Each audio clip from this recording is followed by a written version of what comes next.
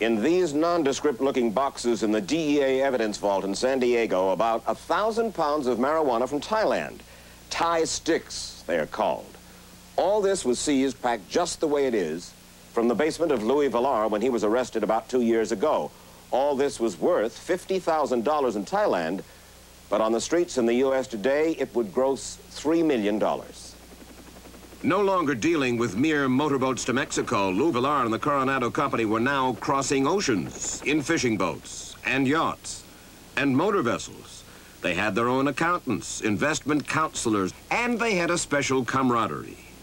Lee, did you smuggle for the money or for the thrills, honest? Why did you get in? It was really for the thrills or for the camaraderie because we had such a great crew. We really only considered it a product. It was a bunch of bales, boxes, tins, whatever it would be that had to be brought in. And we attacked each project just as that, as a specific objective to be accomplished. There's nothing like the excitement of seeing a 20-ton load, you know, going down. 15, 20 tons of weed moving. It's real exciting. It was not just exciting, but dangerous. After 5 years of smuggling, in 1977, the U.S. government indicted Villar and 25 members of the Coronado Company. Despite warrants for their arrest, Villar and some of his partners just moved up the coast to Santa Barbara. And using their new phony identities, they kept right on smuggling, and surprisingly, they kept right on living it up. Some took up polo. Drills one right down there in front of the goal. Lou Villar collected a fleet of Mercedes and Ferraris, plus real estate here in Santa Barbara, as well as on the East Coast resort island of Hilton Head, South Carolina. We renovated this new beach house and then built the guest house at the back of the lot.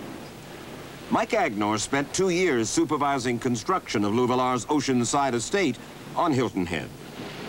He had like I felt was like a complex about he had to be number one with all his material possessions, his $1-million homes and all of his cars. When Agnor went to Villar for a long overdue payment, he was told his wealthy boss was not going to pay him, that he'd lost a lot of money. That's when he told me about being involved in drug smuggling. He explained to me then that what had happened, that they had the drugs they'd smuggled in from Thailand on a boat. The weather was real bad. They loaded it up on a couple semi-trucks, and the road collapsed. They couldn't get the drugs out.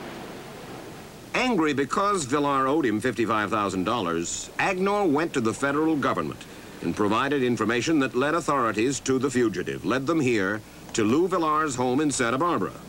On November 5th, 1981, they arrested Villar and several of his partners. What did you find on them the day that you people picked them up? About $800,000 in cash, close to half a ton of Thai sticks in one of the houses that we searched. Larry McKinney is a U.S. drug enforcement agent who is part of the presidential task force still investigating the Coronado Company. They operated for about 10 years? Yes. And grossed how much? Approximately $96 million. Louis Villar was held in federal prison in San Diego on $5 million bail. Phil DeMassa, a criminal attorney in San Diego, represented him, and he was stunned by what Villar planned to do.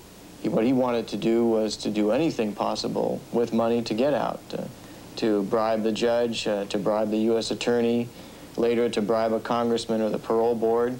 Those are the kind of things that Lou had in mind in order to get out of jail. Unable to buy himself out, Lou Villar was sent here to the federal penitentiary at Terminal Island to serve a 10-year sentence. Villar had agreed to plead guilty and to give up all his millions in illegally acquired property, over $4 million worth, to avoid the threat of 45 years in jail. Jack Palladino is a private investigator who worked on Villar's case for attorney Phil DeMassa. When he first realized that he wasn't just going to get out, that he wasn't going to use the money that had bought him all the houses and the wealth and the cars. I mean, this is a man who owned, they estimate he owned 10, 20, 30 automobiles at one time. He had his own mechanic. And he said to me, he said, I'm not going to do the time. Somebody else is going to do my time. And that's just what happened. Lou Villar, the man on the left, was released on bail because he agreed to talk, to testify against his former students and some others. Lee Strimple was still in prison when Lou Villar got out. I was going to a court appearance, and I believe it was my arraignment. And I ran into Lou Villar in the elevator at MCC. The Metropolitan Correction Center? Yes. And he was there to... He was standing in the elevator in his civilian clothes, his designer jeans, and the way that I've seen Lou so many times. What did he say to you? He looked me right in the eye and shook my hand and says, "Hi, Lee, how are you doing?" He says, "Don't worry, kid, just hang in there, everything's gonna be okay." And after that?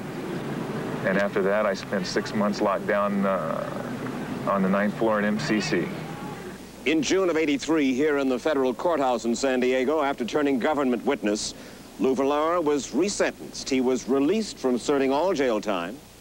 He was granted unsupervised probation, absolved of IRS fines, allowed to keep his wine collection stored here, allowed to keep the opulent furnishings of his home, a Mercedes and $300,000 from the sale of his Hilton Head estate. What could Villar, the man on the left, give the U.S. government in exchange for his freedom and the return of the property he had acquired through drug dealing?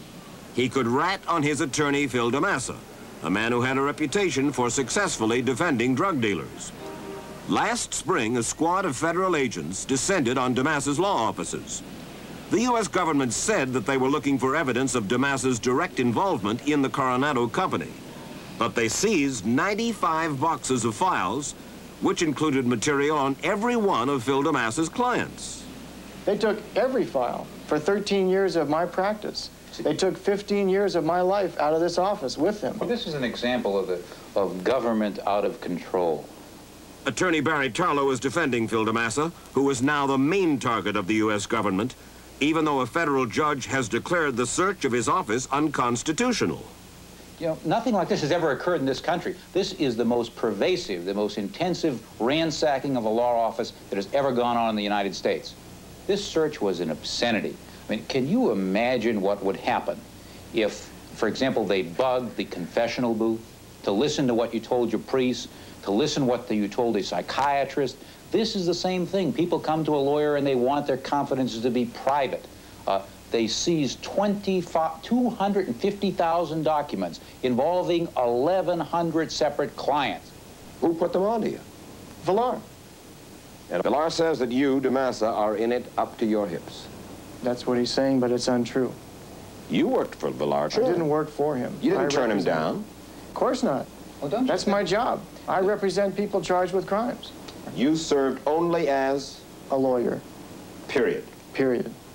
In fact, we found several problems with Villar's allegations against DeMassa. But one of his charges is supported by another smuggler-turned-government witness, Lance Weber, who is still awaiting sentencing. You got some money from your partners to keep you from snitching, $180,000? $180 or so $1,000 cash in a suitcase, sealed. Got that from whom? From an attorney. Phil DeMassa? Yes. He gave me a suitcase. This is yours. We didn't discuss what was in it. He said, "Oh, this is yours." On the advice of Barry Tarlow, Phil DeMassa declined to comment on any of Weber's specific allegations, and the Department of Justice declined to comment on Lou Villar and his deal with the U.S. government. Lou Villar, of course, declined to talk to us. We wanted to ask him about his transformation from teacher to drug king to government informant. He was the older guy. Yes. Did the recruiting, did the motivating, did the arranging, collected the money, paid it out. Paid it, figured out, that's right, paid it out. Paymaster. and then turned on And we loved him. And you loved him, obviously, and then he turned on you. And then, yeah, he rolled right over on And you smile about it. It's not very funny, is it?